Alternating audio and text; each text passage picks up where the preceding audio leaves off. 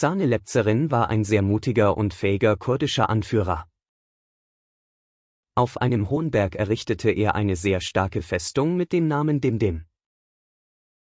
Schah Abbas der Safawide wollte nicht, dass die Kurden Macht und Selbstständigkeit erlangen. Der Schah griff die Festung Dimdim mit einem riesigen Heer an. Xane-Lepzerin und seine Krieger hielten ein Jahr lang stand und kapitulierten nicht. Die Festung war sehr hoch, und der Feind konnte nicht leicht eindringen. Schah Abbas erkannte, dass er die Festung im Kampf nicht einnehmen konnte, und unterbrach die Wasserzufuhr.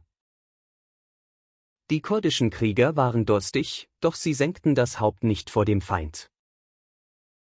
Xane-Lepzerin sprach: Den Tod gibt es, doch Kapitulation gibt es für uns nicht. Am Ende begann die letzte Schlacht, und alle kämpften mit Heldenmut. Xane-Lepzerin und alle seine Gefährten fielen auf dem Weg der Freiheit als Märtyrer. Die Festung Dimdim fiel, doch der Name Xane-Lepzerin blieb in der Geschichte.